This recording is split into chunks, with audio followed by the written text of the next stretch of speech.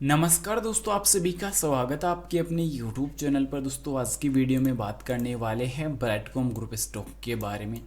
सो बस Brightcom group को लेकर कहीं ना कहीं जो चर्चाएं थी वो काफ़ी तेज़ हो चुकी है, क्योंकि पहले ये देखने को मिल रहा था कि कंपनी के रिजल्ट्स कब तक आएंगे। Q2 की जो रिजल्ट्स पर अपडेट आनी थी वो भी आ चुकी है। अब दोस्तों कंपनी के सस्पेंशन पर अपडेट आनी थी, उस पर क्या अपडेट रहेगी वो चीज़ कवर करेंगे। साथ ही साथ कंपनी के ट्रेडिंग सेशन पर क्या अपडेट है और कंपनी में कल के सेशन में किस प्रकार की मार्केट ओपनिंग रहने वाली है, एक्सपर्ट के मुताबिक वो चीज़ कवर करने वाले हैं। जानकारी इंपॉर्टेंट रहेगी पर बाई सेल के लिए कोई रिकमेंडेशन सजेशन नहीं रहेगी।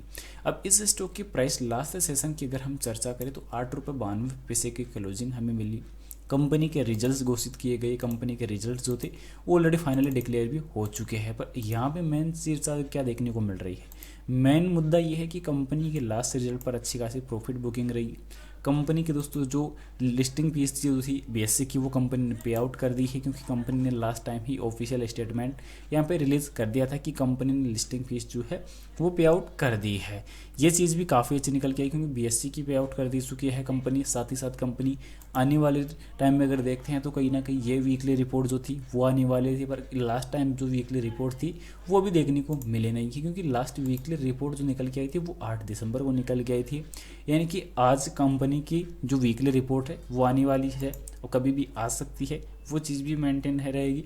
पर उसमें क्या डाउट, क्या चीज़ें जो है वो यहाँ पे नजर आएगी, वो चीज़ कवर करने वाली है। क्योंकि अभी कंपैरिजन जो था वो यही था कि कंपनी आने वाले टाइम में अच्छी खासी कमबैक कर सकती है, कमबैक कर भी रही है दोस्तों, नो डाउट। पर मेन लोचा ये देखने को मिल रहा है कि कंपनी की जो ट्रेडिंग सेशन है वो स्टार्ट नहीं हो पा रही है। सबसे मेन मुद्दा यही है, क्योंकि कंपनी की लिस्टिंग फीस पे आउट करने के बावजूद अभी आखिरकार कंपनी की जो ट्रेडिंग सेशन है वो कब तक चालू होगी। क्योंकि इस पर ये देखने को मिल रहा था कि कंपनी की जो ट्रेडिंग सेशन है, कंपनी की जो एक्सपेक्टेड जो डेट थी वो 14 दिसंबर बताई जा रही थी कि कंपनी की जो ट्रेडिंग सेशन है वो 14 दिसंबर के पहले पहले स्टार्ट कर दी जाएगी और उसी के बाद कंपनी के जो रिजल्ट्स हैं वो डिक्लेयर किए जाएंगे। पर कंपनी ने तो रिजल्ट्स तो पहले डिक्लेयर कर दिए, पर अभी तक कंपनी की जो ट्रेडिंग सेशन है वो स्टार्ट नहीं हुई है। कंपनी ने लास्ट टाइम ये बताया था कि BSE से जो अंतिम चरण की जो चर्चाएं है वो कंप्लीट हो चुकी है और NSE से पहले ही कंप्लीट हो चुकी है। वो चीज़ कंपनी ने लास्ट टाइम भी देखने को मिली थी, इससे पिछले वीकली रिपोर्ट में भी देखने को मिली थी। यानी कि जो चर्चाएं हैं वो लंबे वक्त से देखने को कंपनी की मिल रही है।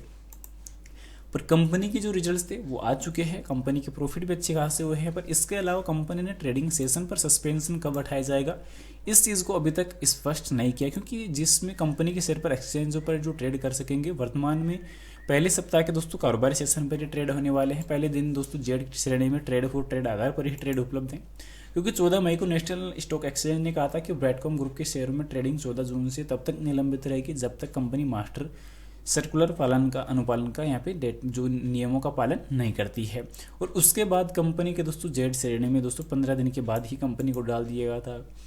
तो कहीं ना कहीं जो आकस्मिक भुगतान थे वो कंपनी के बकाये चल रहे थे, पर वो भी कंपनी ने पे आउट कर दिए हैं। पर अभी के टाइम कंपनी की तरफ से कोई भी ऐसा स्टेटमेंट देखने को नहीं मिल रहा, जिससे कंपनी के जो लगभग दोस्तों यहाँ पे कह सकते हैं कि जो 6.5 लाख इन्वेस्टर है उनको रात की जो एहसास है वो मिले, क्योंकि अभी तक कंपनी ने ऐसा कोई काम कर ही नहीं रही। कंपनी के रिजल्ट्स जो थे वो कंपनी ने जारी तो कर दिए, पर कंपनी ने अभी तक आने वाले इस ट्रेडिंग सेशन की अपडेट पर ऐसी कोई खास चर्चा, कोई ऑफिशियल स्टेटमेंट रिगार्डिंग जो है अपडेट जारी नहीं किया है।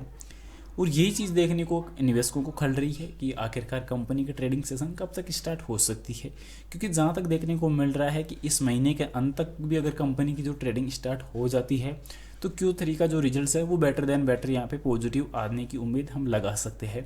पर यहाँ पे जो एक्सपर्ट के बताए अगर देखते हैं तो इसमें यही देखने को मिल रहा है कि अभी मनी कंट्रोल की खास रिपोर्ट अगर देखते हैं तो एक्सचेंज की तरफ से इस पर कोई ऑफिशियल अपडेट देखने को मिल नहीं रहा कि कंपनी इस पर क्या राय देने वाली है। साथ ही साथ कंपनी का फाइनेंशियल डेटा पर अगर हम चर्चा करें तो फाइनेंशियल डेटा पर भी दोस्तों ऐसी कोई अपडेट देखने को यहाँ पे मिल नहीं रही है, जिससे कहीं ना कहीं निवेशकों को एक अच्छी राहत मिल पाए। क्योंकि 5 सेशन का डेटा अगर देखें, लास्ट 1 महीने का रिटर्न देखते हैं तो वो इंक्रीज होता हुआ ही नजर आएगा। 6 महीने की रिकवरी हो चुकी है। पर यहाँ पे अगर देखें तो कहीं ना कहीं कंपनी की जो वीकनेस है वो एक बड़ी देखने को मिल रही है, क्योंकि जो देखने को डेटा मिल रहा है जो कंपनी की जो पॉजिटिव जो मुख्य पॉइंट होते हैं उनमें ही एक बड़ी वीकनेस नज़र आ रही है। और ये वीकनेस कहीं ना कहीं आने वाले टाइम में फिर से निवेशकों की कमजोरी बन सकते हैं, मार्केट के प्रमोटर्स की जो कमजोरी बन सकते हैं और मार्केट में फिर से एक बड़ी नेगेटिव पॉइंट क्रिएट हो सकती है। क्योंकि सबसे जो वीक पॉइंट मिल रहा है वो यही मिल रहा है कि यहाँ पे 100% जो ऑपरेटिंग प्रॉफिट ग्रोथ है वो नेगेटिव हो चुकी है, और आने वाले टाइम में ये कमज़ोरी कहीं ना कहीं कंपनी को एक नेगेटिव मोड की तरफ ना ले जाए। ये चीज़ एक बड़ी पॉजिटिव के बजाय दोस्तों एक बड़े नेगेटिव पॉइंट देखने को मिल रही है।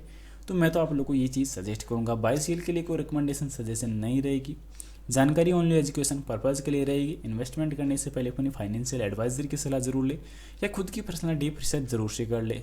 Thanks for watching this my video. जय हिंद, वंदे मातरम।